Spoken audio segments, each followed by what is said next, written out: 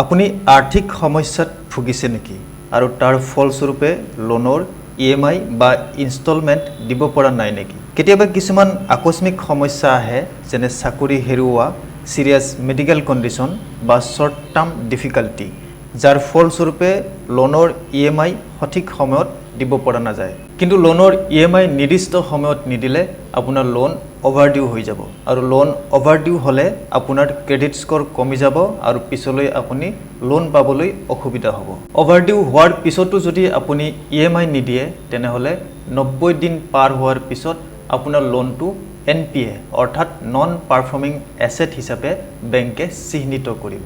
Loan NPA হলে বেংকে গ্ৰাহকলৈ recall notice পঠিয়ায়। ৰিকল নোটিছ মানে বেংকে পঠিওৱা জাননী য'ত লোনৰ টোটেল আউটষ্টেণ্ডিং বেলেঞ্চ তৎক্ষণাৎ পৰিশোধ কৰিবলৈ নিৰ্দেশ দিয়া হয় আৰু এই নিৰ্দেশ নামানিলে বেংকে আইনগত ব্যৱস্থা লয়। গতিকে আমি লোন NPA হোৱাৰ আগতেই তাৰ অভাৰডিউ এমাউণ্ট পৰিশোধ কৰিব লাগে। কিন্তু কেতিয়াবা এনেকুৱা পৰিস্থিতিৰ সৃষ্টি হয় যেতিয়া আমি লোনৰ EMI দিব নোৱাৰা অৱস্থা হয়। আপোনাৰো যদি এনেকুৱা সমস্যা হৈছে তেনেহলে এই ভিডিঅ'টো শেষলৈকে চাওক।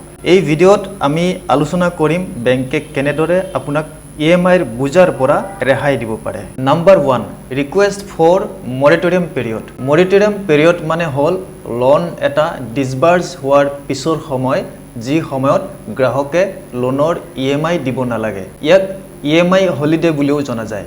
উদাহৰণস্বৰূপে আপুনি যদি এটা হোম লোন লৈছে আৰু বেংকে যদি আপোনাক 6 মাহৰ মৰেটৰিয়াম পিৰিয়ড দিছে তেনেহলে লোনৰ টকা লোৱাৰ পিছত আপুনি 6 মাহলৈ EMI দিব নালাগে। 6 মাহৰ পিছৰ পৰাহে আপোনাৰ লোনৰ EMI আৰম্ভ হ'ব।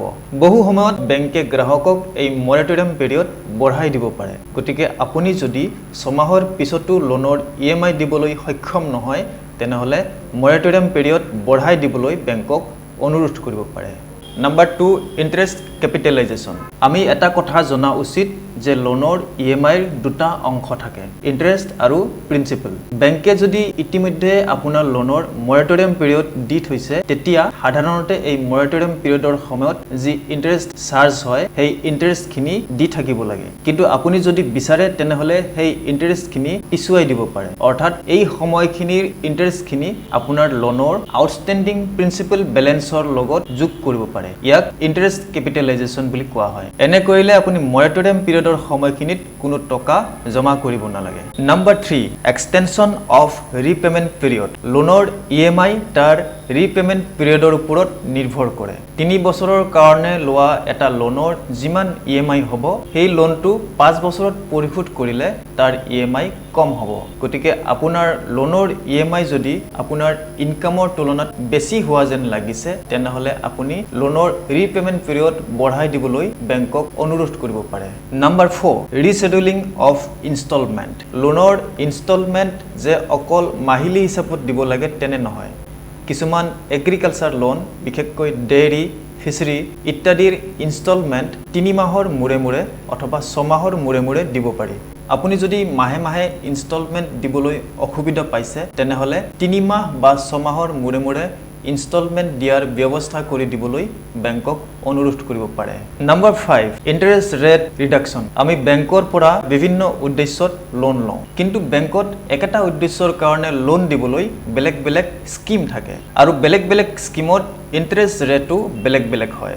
উদাহৰণস্বৰূপে আপুনি যদি এখন সৰু কাপোৰৰ দোকানৰ কাৰণে লোন লৈছে তেনেহলে সেই একেটা কামৰ কাৰণে লোন দিবলৈ বেংকৰ হাতত বেলেগ বেলেগ স্কিম থাকিব পাৰে। গতিকে আপুনি আপোনাৰ লোনটো এনে এটা স্কিমলৈ কনভাৰ্ট কৰিবলৈ বেংকক অনুৰোধ কৰিব পাৰে য'ত ইন্টাৰেষ্ট ৰেট কম।